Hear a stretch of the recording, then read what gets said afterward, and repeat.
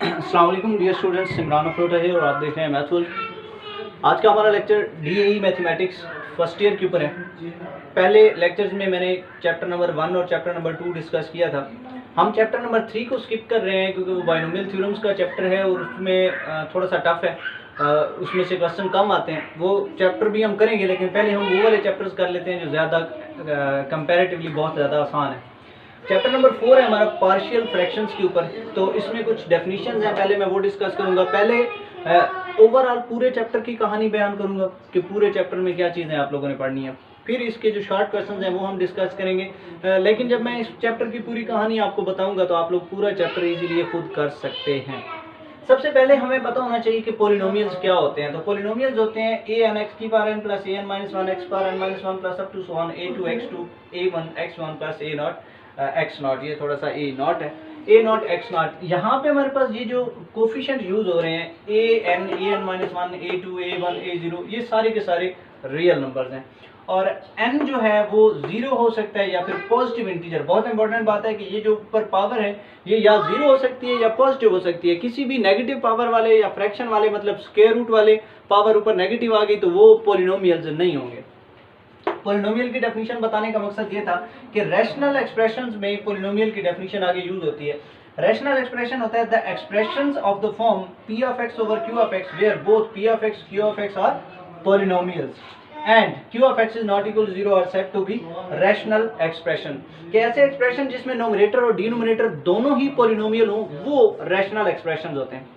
Rational expression की आगे दो टाइप्स हैं। There are two types of rational expressions. First one is proper fraction and the second one is improper fraction. हम proper fraction को solve किया करेंगे, improper fraction को पहले हम प्रॉपर में कन्वर्ट करेंगे और फिर हम उसको सॉल्व करेंगे पार्शियल फ्रैक्शन में।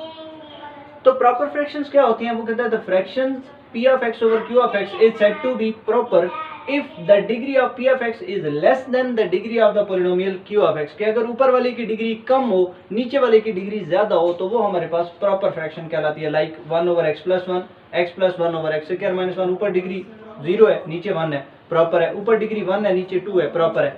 ऊपर डिग्री कम हो और नीचे ज्यादा हो तो वो फ्रैक्शन हमारे पास हो जाती है प्रॉपर फ्रैक्शन। नेक्स्ट हम इम्प्रॉपर फ्रैक्शंस की बात करें तो वो कहते हैं the fractions of the form p of x over q of x is said to be improper if the degree of the polynomial p of x is greater than or equal to the degree of the polynomial q of x। कि अगर ऊपर वाले की degree नीचे वाले की degree से ज्यादा हुई या उसके बराबर हुई तो दोनों सूरतों में वो इम्प्रॉपर फ्रैक्शन होगी। जैसे यहाँ पे बराबर है और यहाँ पे डिग्री ज्यादा है तो ये इम्प्रॉपर है। और पेपर में लाजमी डेफिनेशन आती है प्रॉपर और इम्प्रॉपर फ्रैक्शन की। बाजों का दो क्वेश्चन पूछते हैं अलग अलग, प्रॉपर फ्रैक्शन और इम्प्रॉपर। और कुछ सूरतों में ये होता है कि एक ही क्वेश्चन पूछ लेता है कि define proper and improper fraction. तो ये दो दो नंबर के दो शॉर्ट क्वेश्चन भी आ सकते हैं और दोनों एक ही लॉन्ग क्वेश्चन में डेफिनेशन पूछ सकता है। तो आप लोगों ने ये लॉन्ग क्वेश्चन में तीनों की पूछी जाएगा, define rational expression, proper and improper. तो आप लोगों ने इसकी डेफिनेशन बहुत अच्छी तरह से तैयार करनी है। नेक्स्ट हमारा ये जो चैप्टर है ये क्योंकि अबाउट है पार्शियल फ्रैक्शन, तो आप लोगों को पार्शियल फ्रैक्शन का पता होना चाहिए। पार्शियल फ्रैक्शन होती है the process of splitting a single rational fraction into sum और डिफरेंस ऑफ टू और more than two single rational fraction. कि एक रैशनल फ्रैक्शंस को स्प्लिट करके दो या दो से ज्यादा रैशनल फ्रैक्शंस के सम में या डिफरेंस में लिखने के अमल को पार्शियल फ्रैक्शन बोलते हैं। ये डेफिनेशन आप लोगों ने याद कर लेनी है, मैं आप लोगों को लिखवा भी देता हूँ। द प्रोसेस ऑफ स्प्लिटिंग, ये हमारे पास partial fraction.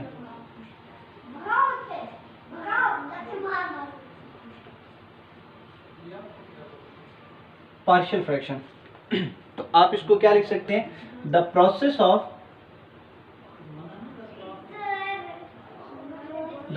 Of splitting a single rational fraction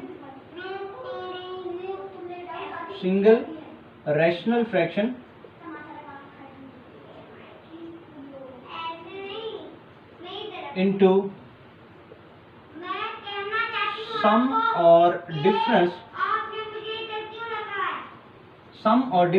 of two or more rational fraction. कि सिंगल रैशनल फ्रैक्शन को दो या दो से ज़्यादा सिंगल रैशनल फ्रैक्शन में, ये जैसे x plus one into x minus one, तो जब हम इसको सॉल्व करते हैं तो ये बनता है 1 over x plus one plus 1 over x minus one. तो इस तरह से एक सिंगल रैशनल फ्रैक्शन को दो या दो से ज़्यादा सिंगल रैशनल फ्रैक्शन के सम या डिफरेंस में लिखने के अमल को पार्शियल फ्रैक्शन बोलते हैं। अब मैं पार्शियल फ्रैक्शन के 4 केसेस डिस्कस करता हूँ और उन 4 केसेस के अलोंग 4 एक्सरसाइजेज हैं इस चैप्टर की। आप लोगों ने हर एक्सरसाइज के क्वेश्चंस को ट्राई करना है और नेक्स्ट लेक्चर में आके हम इसके जो शॉर्ट क्वेश्चन हैं वो सॉल्व कर देंगे। है बहुत सिंपल सा केसेस हैं, तो आप लोगों ने इसको इस तरह से सॉल्व कर देना है। सबसे पहला केस है इसका, case number 1, when q of x has linear non-repeated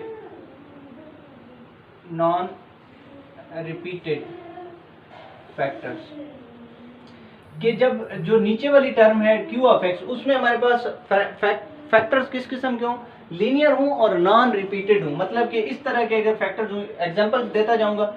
for example आपके पास यूं हो 1 over x plus one into x minus one, ये हमारे पास जो नीचे वाले फैक्टर्स हैं लीनियर हैं और दूसरा नॉन रिपीटेड है, ये एक्स प्लस वन है और ये एक्स माइनस वन है। तो इसको हम यूं सबलेट किया करेंगे, a के नीचे पहला factor x plus one plus b के नीचे दूसरा factor x minus one, then we will multiply on both side by x plus one into x minus one, getting the values of a and b, putting these values in this equation, we will get the answer. ये वाली जो exercise है इसमें हम इस तरह से कर सकते हैं। तो बहुत इंपॉर्टेंट एक्सरसाइज है, किसी भी किस्म का कोई मसला नहीं है। नेक्स्ट जो इसका केस नंबर 2 है, केस नंबर 2 उसमें कहता है when q of x has linear repeated factors, मतलब हो तो लीनियर लेकिन क्या हो, रिपीट हो रहे हो, linear repeated factors, linear repeated factors, कि जब q ऑफ x में हमारे पास फैक्टर्स जो किस किस्म के हो वो लीनियर हो और दूसरा रिपीट हो रहे हो। फॉर एग्जांपल इसको मैं यूं लिख सकता हूं कि x over x plus one whole cube. अब ये जो नीचे वाला फैक्टर है वो लीनियर है और 3 टाइम रिपीट हो रहा है, तो उसको हम यूं लिखा करेंगे a के नीचे x plus one plus b के नीचे इसकी पावर x प्लस वन की पावर 2 प्लस c के नीचे x प्लस वन की पावर 3। यहाँ पे हमारे पास इस तरह से हुआ करेंगे कि जो लीनियर फैक्टर जितने टाइम रिपीट हो रहे होंगे हम उसकी पावर में उतने लिखेंगे, एक x प्लस वन फिर x प्लस वन की पावर 2 फिर x प्लस वन की पावर 3 एंड सो ऑन। ये हमारा केस नंबर 2 था। और ये जो एक्सरसाइज हम कर रहे हैं ये इक्वली है जो फर्स्ट ईयर के स्टूडेंट्स हैं उनके लिए, उनका चैप्टर नंबर 5 होता है, और जो डीएई के हैं उनका चैप्टर नंबर 4 है। तो डीएई के स्टूडेंट्स या फर्स्ट ईयर मैथमेटिक्स एफएससी के स्टूडेंट दोनों के लिए ये चैप्टर इक्वली इंपॉर्टेंट है। केस 3 है हमारे पास,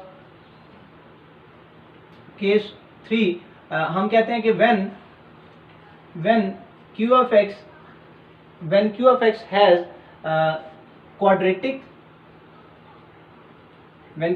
has quadratic non-repeated factors, quadratic non-repeated factors, कि हमारे पास जो डिनोमिनेटर्स के फैक्टर हैं वो एक तो क्वाड्रेटिक है और दूसरा वो रिपीट भी नहीं हो रहा है, क्वाड्रेटिक नॉन रिपीटेड फैक्टर्स। तो इस तरह के जो फैक्टर्स हैं उनको हम किस तरह से लिख सकते हैं, हम कहते हैं कि like x over x square plus one into x square plus 3, ये जो दोनों फैक्टर, और दूसरा इररिड्यूसिबल क्वाड्रेटिक हो। इररिड्यूसिबल क्वाड्रेटिक का मतलब होता है कि ऐसे फैक्टर जिनको रिड्यूस करके लीनियर भी ना बनाया जा सकता, लाइक एक्स स्क्वायर माइनस 9 आ जाता तो उसको हम x minus 3 into x plus 3 उनको रिड्यूस करके लीनियर बना सकते थे। तो ये irreducible quadratic non repeated factors हैं। तो जो क्वाड्रेटिक है उसके लिए कांस्टेंट 2 यूज होते हैं, ax प्लस b के नीचे पहला factor x square plus 1 plus cx plus d के नीचे दूसरा factor that is x square plus 3। बहुत इंपॉर्टेंट बात। उसी तरह इस लीनियर फैक्टर है तो इसका एक आंसर आता है, तो इसलिए हम सिंगल कांस्टेंट यूज कर रहे हैं। क्वाड्रेटिक फैक्टर्स हैं तो इसके 2 आंसर यूज होंगे, इसलिए हम इसके 2 कांस्टेंट यूज हो रहे हैं, ax प्लस b और cx प्लस d। कंटिन्यूअसली आगे हम इसको सॉल्व करते रहेंगे। ये जो मैं काम कर रहा हूँ इसको बोलते हैं आइडेंटिटी इक्वेशन। तो जब पेपर में आता है ना जस्ट राइट आइडेंटिटी इक्वेशन जो शॉर्ट क्वेश्चन है, तो उसमें आप लोगों ने सिर्फ इतना ही करना होता है। लास्ट केस जो हमारे पास है केस नंबर 4, और केस नंबर 4 में कहता है कि when q of x